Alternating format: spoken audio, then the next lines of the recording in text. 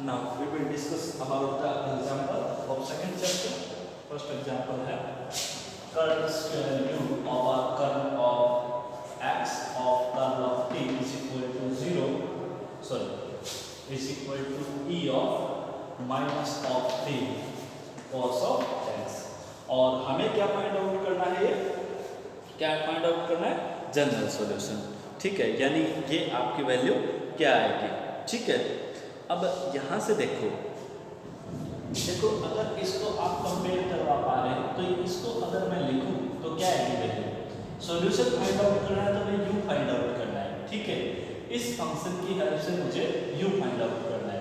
तो इसको क्या मैं ऐसे लिख सकता हूँ, कर्ल ऑफ कर्ल x, यानी ये डबल डेरिवेटिव है u का, एक बार t के रिस्पेक्ट में एक बार x के रिस्पेक्ट में. तो क्या इसको मैं ऐसे लिख दूं, curl u over curl of t is equal to e of minus t cos of x. Clear.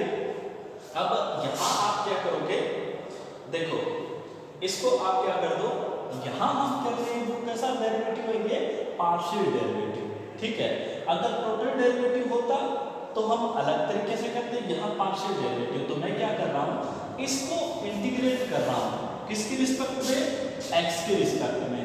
कैसे रखेंगे, t को एक कांस्टेंट. ठीक है, तो यहां आप क्या लिखोगे, इंटीग्रेटिंग 1 कीपिंग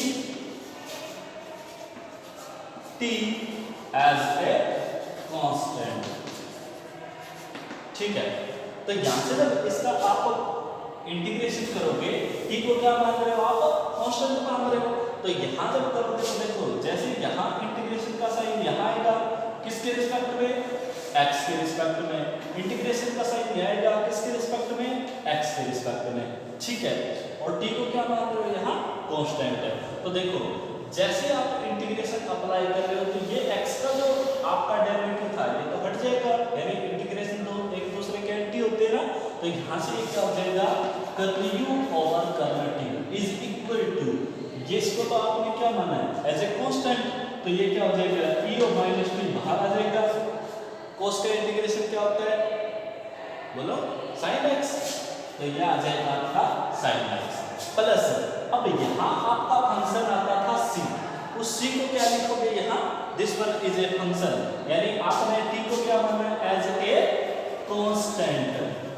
तो यहाँ आपका कोई भी कांस्टेंट ऐड होता था तो वो हमारा कांस्टेंट क्या हो जाएगा, this one is any function of t, because आपने क्या माना है t को एक कांस्टेंट. ठीक है, अब नेक्स्ट हमें तो क्या निकालना था, u. एक x तो हमारा रिमूव हो गया, अब हमारा क्या बच गया, इस t को भी रिमूव करना है. तो अब हम क्या करेंगे, अगेन इंटीग्रेटिंग, इसको एक बार और इंटीग्रेटिंग कर दो, again integrating with respect to t, we get, ये क्या बन जाएगा, जब इसका इंटीग्रेट करोगे तो ये क्या होगा, इंटीग्रेशन ऑफ दिस वन किसके रिस्पेक्ट में, t के रिस्पेक्ट में. इंटीग्रेशन ऑफ दिस वन किसके रिस्पेक्ट में, t के रिस्पेक्ट में. इंटीग्रेशन ऑफ दिस वन किसके रिस्पेक्ट में, t के रिस्पेक्ट में. ठीक है, और यहाँ आप x को क्या रखोगे, keeping x as a constant.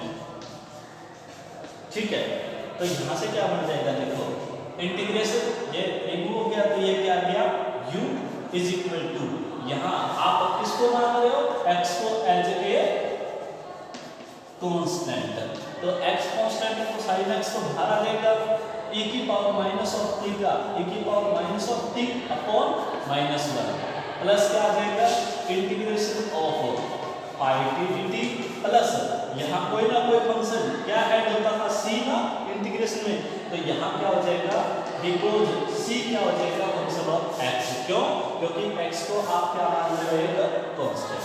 Clear. So this one is your solution. तो ये क्या हो गया आपका, u is equal to minus of sin x e of minus t plus integration of pi t dt plus sin x. ठीक है, ये आपका सॉल्यूशन u आ गया. ठीक है, क्लियर, कोई डाउट नहीं. नेक्स्ट क्वेश्चन देखिए, next example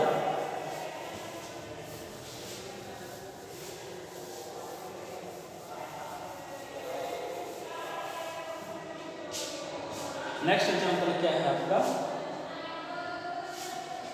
curl square of z over curl of y square minus z is equal to 0। क्या गिवन है आपको, given that y is 0 and z is equal to ex and curl z over curl y is equal to e of minus x। आपको इसको solve करना है, यानी आपको क्या मानना है, सॉल्यूशन देना है। ठीक है, देखो यहां आपको क्या दे रखा है,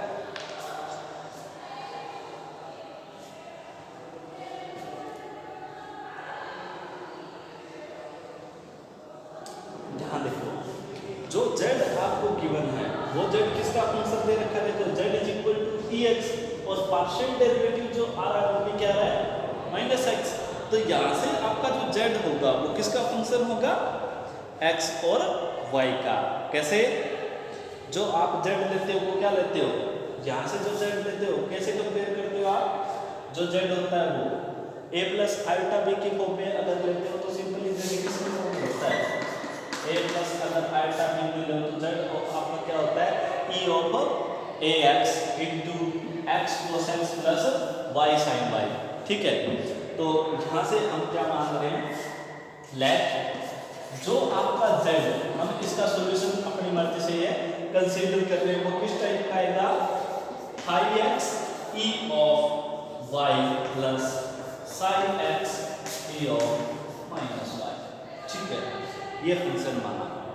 अब यहाँ से क्या होगा, यहाँ देखना जरा, जैसे ही आप y को 0 पुट कर रहे हो, ठीक है, तो z की वैल्यू क्या आ रही है ex ना, तो यहाँ पुट करना जरा, जैसे ही आप y को 0 पुट करोगे 1 1 ये क्या आ जाएगा phi x plus psi x, और y जब 0 होगा तो z की वैल्यू क्या होगी ex।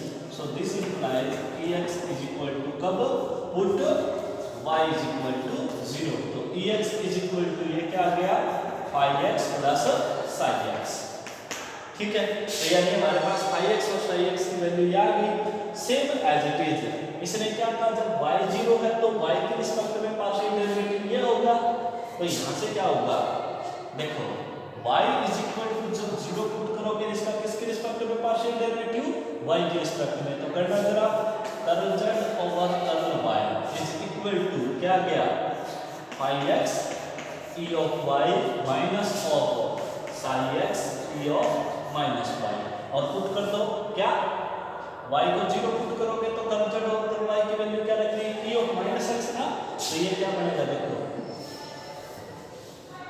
यहाँ से जब आप पुट करोगे y 0 तो यहाँ 0 1 यहाँ 0 1, तो ये क्या बनेगा, देखो e of minus x is equal to phi x minus of sin x। यहाँ इससे इक्वेशन 1 आ गई, ये इक्वेशन आपकी 2 आ गई।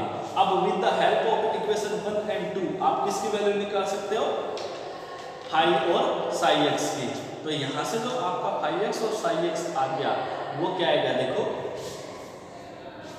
आपके पास इक्वेशन रह गई, जो इक्वेशन बची है वो कौन सी रह गई, केवल ये 2 इक्वेशन, यानी ये आपकी इक्वेशन रह गई e of x is equal to phi x plus psi x। क्या कर दूं मैं, एडिंग बोथ, अगर इनको एडिंग करेंगे तो ये कैंसिल आउट हो जाएगा, ये क्या हो गया e of minus x plus e of x is equal to 2 time of phi x। तो यहाँ से क्या गया phi x is equal to e of x plus e of minus x by 2। Clear, same as it is. ये यहाँ से इस equation दोनों को क्या करें, सब्ट्रैक्ट करें, तो ये इक्वेशन क्या है e of minus x is equal to phi x minus phi x, दूसरा e of x is equal to phi x plus psi x। इन दोनों को जब सब्ट्रैक्ट करेंगे तो ये माइनस ये माइनस ये माइनस, ये दोनों कैंसिल आउट, तो ये क्या आ गया e of minus x minus e of x is equal to ये क्या हो गया -2 psi x। तो यहाँ से माइनस कॉमन ले ले, तो यहाँ से psi x की वैल्यू क्या आ जाएगी, your psi x is equal to e of x minus e of minus x by 2. ये क्या होता है? This one is equal to cos of hyperbolic x, this one is sin of hyperbolic x. तो phi और psi की value आ गई, तो आप ये कहाँ पुट कर सकते हो? जो आपको हमने सॉल्यूशन माना था क्या? z is equal to phi x e of y ना plus sin x e of minus y. तो ये यहाँ वैल्यू पुट कर दो. ये क्या बन गया? phi x की वैल्यू कितनी आएगी आपकी? cos hyperbolic x. So cos hyperbolic x e of y plus sin hyperbolic x e of minus y. देखो एक तो ये तरीका है जो आपकी बुक में मेंशन है, ठीक है. दूसरा तरीका, इसको आप डायरेक्ट भी निकाल सकते थे. कैसे? वो मैं इसी क्वेश्चन को उस तरीके से करवाता हूँ. आपकी जो इक्वेशन थी, एक तो ये है अपनी मर्जी से मानो और फिर सोल्व करो. अगर आपको ये तरीका नहीं ध्यान, तो आप जो मैंने पिछली बार ओडी करवाई थी उसमें आपका ये था square z of curl y square minus of z is equal to 0.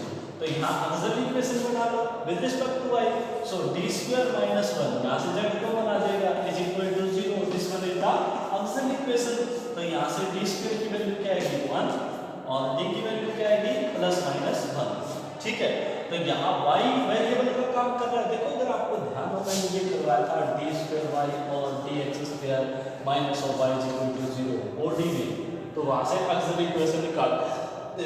तो यहाँ से आपका सॉल्यूशन क्या आया? z is equal to c1 e of y plus c2 e of minus y. और यहाँ से c1 c2 की वैल्यू किसकी हेल्प से निकालोगे? जो आपको कंडीशन दे रखी है कि y अगर 0 है तो उस केस में z की वैल्यू क्या दे रखी है? e of x. और जब y 0 है तो curl z over curl y की वैल्यू क्या दे रखी है? e of minus x. ठीक है. तो यहाँ से अगर करना चाहो ना तो ये क्वेश्चन इस प्रकार भी सॉल्व हो जाएगा. ठीक है. मेरे को रटना नहीं पड़ेगा. जैसे पीछे अभी इस बुक के अकॉर्डिंग मैंने आपको बताया कि आप ये मान लो phi x e of y plus psi x e of minus y. आपको इसकी रिक्वायरमेंट नहीं पड़ेगी. आप इस तरीके से इस क्वेश्चन को सॉल्व कर सकते हो. क्लियर? Thank you.